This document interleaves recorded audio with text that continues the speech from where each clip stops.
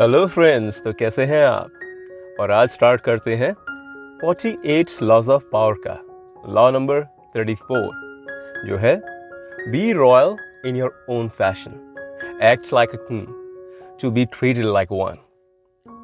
तो यहाँ Robert Greene कहते हैं कि जिस तरीके से तुम खुद को कैरी करते हो यूजली वही डिटरमिन करता है कि तुमको कैसा ट्रीट किया जाएगा। और लॉन्ग रन में अगर तुम वल्गर या बहुत कॉमन दिखाई देते हो तो तुम्हें रिस्पेक्ट मिलना मुश्किल है। पर एक राजा खुद की रिस्पेक्ट करता है और दूसरों में भी वही सेंटिमेंट्स को इंस्पायर भी करता है। और जब तुम एक शांत तरह से अपनी पावर्स, अपनी क्वालिटीज के साथ कॉन्फिडेंट होते हो तो तुम जल्दी ही लोगों की आंखों में अपने लिए रिस्पेक्ट को देख सकते हो। और अब इसी लॉ को समझते हैं इस कहानी के थ्रू। तो जुलाई 1830 पेरिस में रेवोल्यूशन हुआ, जिसकी वजह से उस टाइम के वहां के किंग चार्ल्स 10th को अपनी गद्दी छोड़कर वहां से भागना पड़ा। और उसके बाद कुछ हाई अथॉरिटीज का एक कमीशन बना ताकि अगले राजा को चुना जा सके। और फिर जो आदमी उन्होंने चुना वो था Louis Philippe, Duke of Orleans. तो लुई फिलिप के राजा बनते ही ये तो बात साफ हो गई कि वो कुछ अलग तरह का राजा होगा। और वो इसलिए नहीं कि वो रॉयल फैमिली की ही दूसरी ब्रांच से आता है, और ना ही इसलिए कि उसे राजा की गद्दी विरासत में नहीं बल्कि कमीशन के थ्रू मिली है, बल्कि इसलिए कि उसे रॉयल सेरेमनीज और रॉयल रहन सहन पसंद ही नहीं था। उसके दोस्तों में रॉयल्स और नोबल्स से ज्यादा बैंकर्स और बिजनेसमैन थे। उसके काम करने की स्टाइल में भी कुछ नया नहीं था, और ना ही उसके कुछ अपने रॉयल्स रूल्स रेगुलेशंस थे जैसे कि नेपोलियन ने बनाए थे। बल्कि लुइस खुद अपने स्टेटस को भी डाउन प्ले करता था ताकि वो बिजनेसमैन और मिडिल क्लास लोगों के साथ अच्छे से मिक्स हो पाए, जिन्होंने कि उसे अपना लीडर माना था। और उसके इसी बिहेवियर की वजह से वो ऐसा सिंबल, ऐसी पर्सनैलिटी बन गया था जो ना तो एक स्ट्रॉन्ग पर्सनैलिटी ही था और ना ही एक राजा, पर एक ऐसा आदमी जो कहीं भी कभी भी पेरिस की सड़कों पर प्राउडली घूमा करता है, जैसे कि मिडिल क्लास लोगों का राजा शाम को टहलने निकला हो। खैर, तो अमीर और ऊंचे लोगों को लुइस का राजा होकर भी राजा की तरह बिहेव ना करना बहुत खराब लग रहा था।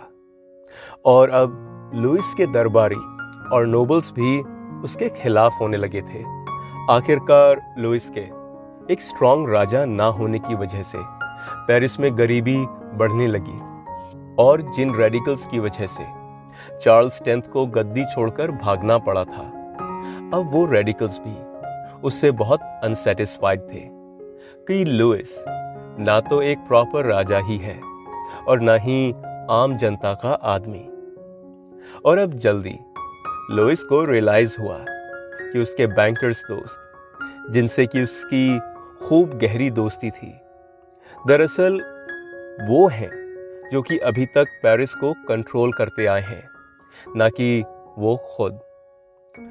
और वो भी उसे अब कुछ खास इज्जत वगैरह नहीं देते थे। और फिर एक बार जब रॉयल फैमिलीज की हॉलीडेज को बैंकर्स ने ट्रेन से ऑर्गेनाइज किया था, तो उसका एक दोस्त बैंकर जेम्स रॉथस्चिल्ड, उसने लुइस को सबके सामने नीचा दिखाया क्योंकि लुइस वहां थोड़ा लेट पहुंचा था।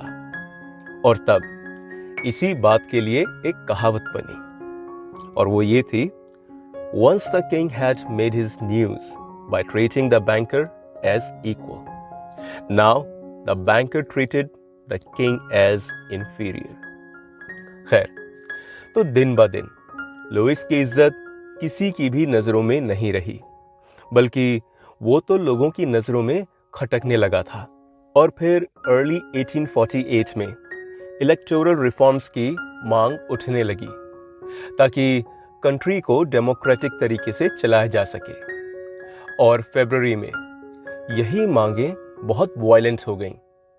और अब देश में हो रही इस वायलेंस से छुटकारा पाने और लोगों को दिखाने के लिए लुइस ने अपने प्राइम मिनिस्टर को फायर कर दिया और उसकी जगह पर एक लिबरल को वो पोजीशन दे दी।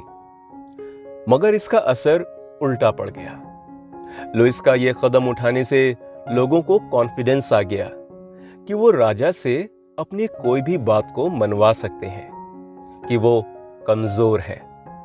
और अब यही वायलेंस फुल फ्लेज्ड रेवोल्यूशन में बदल गई। हर तरफ तोड़फोड़ मचने लगी। और एक दिन फरवरी 23 को अचानक ही एक बड़ी भीड़ ने राजमहल को घेर लिया। और ये इतना सडन था कि सभी राजमहल में रहने वाले लोग शॉक्ड रह गए। लुई फिलिप उसी शाम पेरिस छोड़कर इंग्लैंड भाग गया। उसने अपना सक्सेसर भी नहीं छोड़ा। और ये सारा नजारा मतलब गवर्नमेंट का अपना सामान बांधकर भाग जाना ठीक वैसा ही था जैसा कि टाइम खत्म होने के बाद किसी सर्कस का वो जगह छोड़कर चले जाना। तो अब इसी कहानी के साथ लॉ नंबर 34 यहीं खत्म होता है। और अगर आपको इसी तरह का self help personality development content पसंद आता है तो सब्सक्राइब ज़रूर कीजिए। और अगर आप होटल मैनेजमेंट के स्टूडेंट हैं या अल्कोहल के बारे में नॉलेज चाहते हैं, जैसे कि बियर कितने टाइप की होती है, कैसे बनती है, या विस्की और रम में क्या फ़र्क है, एक्सेट्रा, तो all you need to know about alcohol को ज़रूर देखिए, जो कि द क्विक लाइब्रेरी पर ही अवेलेबल है। और उसका लिंक भी आपको वीडियो के एंड में मिल जाएगा। तो जल्दी ही मिलेंगे लॉ नंबर 35 के साथ, जो है master the art of timing. और तब तक के लिए keep learning, keep smiling. Thank you.